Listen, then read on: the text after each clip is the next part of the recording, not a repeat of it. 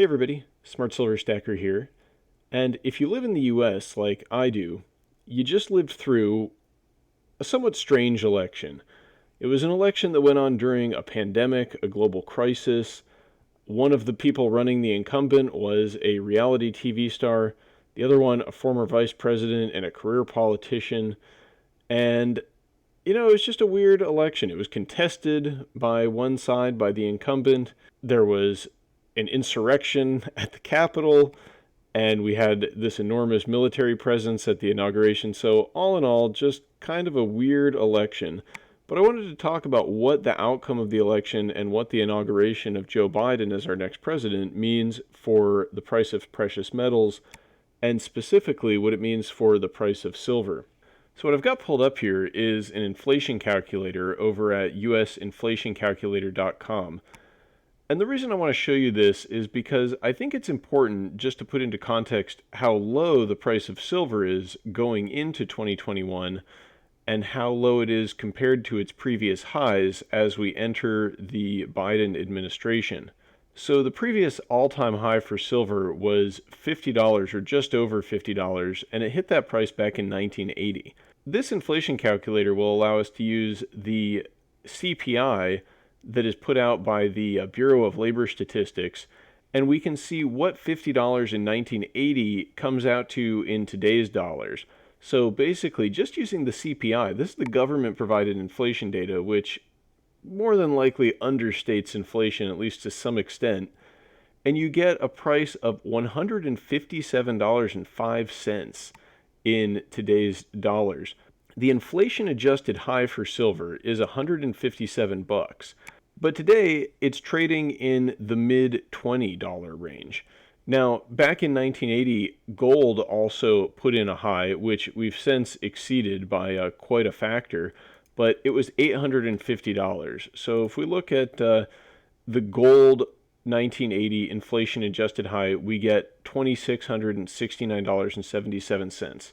So with gold trading in the $1,800 range, we're a lot closer to that inflation-adjusted all-time high than we are to silver. I mean, this is less than double the price of gold, but the silver price at $24 is just a small fraction of its inflation-adjusted high. We do have a lot of room to move up in the precious metals going forward, and that's going to happen, I believe, under the Biden administration. And I want to talk a little bit about that. So one thing that is almost guaranteed, I would say, for the next 4 years is continued government deficit and continued spending. In just the first couple days of the Biden administration, we've already heard plans for $1.9 trillion in additional stimulus spending.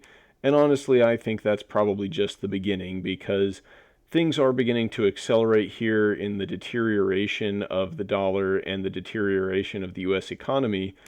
And I feel like with the Democrats holding a slim majority in the Senate and holding the White House, there's not going to really be much opposition to spending. And that is going to be the reaction to any continued economic deterioration or any serious developments with the pandemic, really any crisis that we encounter that shakes the markets or causes liquidity to dry up at all, is going to be met with just massive monetary stimulus. And with Biden putting Janet Yellen, the former Federal Reserve chairman, in as the Secretary of the Treasury, it's very likely that the administration and the Federal Reserve will be working closely to create money and provide liquidity and to monetize debt. And it just seems like that's a trend that we've been experiencing for the past 4 years under the previous administration. Jerome Powell on the Fed certainly has been somewhat dovish in his behavior. Interest rates have been kept low.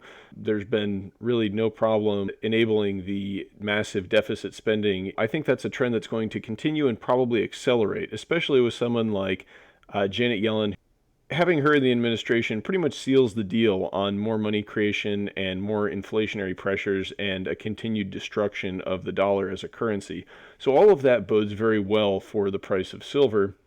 But there's another aspect of the incoming administration which I think is really going to disproportionately benefit silver more so than any of the other metals, and that is the Green New Deal. President Biden has already got us back into the Paris Climate Accords. He's made it pretty clear that the climate is going to be a very important aspect of his policy making.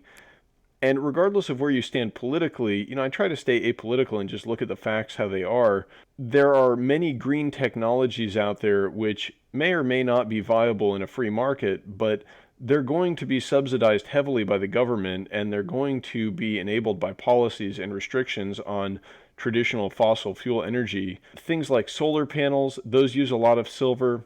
Electric cars use a lot of silver and copper, so both of those metals I think are going to really benefit from any push towards renewable energy. This is an article from PV Magazine, details how silver is being used in solar panels. So this was written July 6, 2018. One of the things they're commenting on is how the amount of silver that goes into each solar panel is going to continue going down. It's been going down for a long time. That's part of why solar has become a lot more affordable over the past couple of decades. I'll just read part of this article for you. It says the amount of silver needed to produce conductive silver paste for the front and back of most photovoltaic cells may be almost halved, from an average of 130 milligrams per cell in 2016 to approximately 65 milligrams by 2028, according to the role of silver in the Green Revolution report published by CRU Consulting, a division of CRU International Limited, on behalf of the Silver Institute. The report's authors explain the amount of silver used in solar cell manufacturing has already decreased to a much larger extent, from 400 to 130 milligrams between 2007 and 2016. The authors also predict cell output will grow from 4.7 watts now to 6 watts by 2030, contributing to a 10.5 milligram reduction in silver use per watt, the report notes. However, CRU's analyst states silver's unmatched electroconductive qualities mean there is a, quote, physical limit on the possibility of further reducing silver loadings in cell production, as efficiency losses outweigh the benefits achieved from cheaper raw materials such as copper or aluminum. So basically what this is saying is that although the manufacturers of solar panels are becoming more efficient in their use of silver, they're never going to be able to eliminate it entirely. And once they get to the point where they can use 65 milligrams per cell, that's basically as efficient as it can get with the current solar technology paradigm. And you may hear people say that copper or aluminum will eventually replace silver in the solar panels, and it is true you can build solar panels with copper or aluminum in place of silver, but they don't work as well. They're not as efficient, so you need more of them. There's other costs inherent there. It's not like those metals are going down in price. So for the foreseeable future, silver is going to continue to be used in solar. And now this is a chart you can see on the screen here. This is also from that CRU report, and it's the growth in silver demand in green technology. And this is a projection from back in 2017. So it shows the automotive electrical segment there is the dark blue in the chart. And then there's a small amount for nuclear. Nuclear energy does use a bit of silver. And the reason silver is used in all of these things is just because it has the unique property of being the most electrically conductive element. So the fact that it can conduct electricity better than any other metal means that it's useful in a number of these power generating applications. The light blue is solar, and their projection is that the use of metal in solar will actually decrease, but some of the slack will be taken up by the automotive electrical segment. However, when they made this projection, they were not aware of the results of the 2020 election.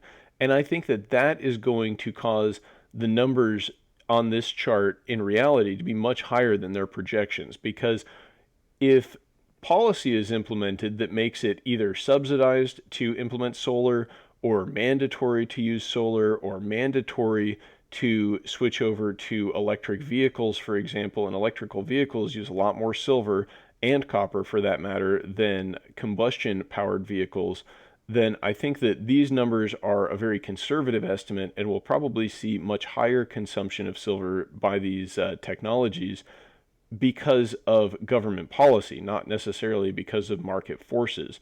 So that is very bullish for silver indeed, and we may see a increase in the price as the fixed supply faces an increasing demand from this sort of application. So anyway, those are just two reasons the Green New Deal technologies demand for silver, as well as the increasing amounts of government spending and stimulus that we're going to see over the next 4 years. Those are two reasons that I think the Biden administration is going to be very bullish for silver, and we are going to see some big moves up from the low prices that we have today over the next 4 years. Let me know what you think in the comments below. What do you think the next 4 years are going to hold for silver? Am I way off base, or am I getting things right? Let me know. I love to hear from you guys in the comments. It's one of my favorite parts about making these videos is talking with everybody in the comments. So please give me your feedback. And don't forget to like and subscribe to the channel as well. Thank you all very much for watching. I'll catch you next time. Smart Silver Stacker out.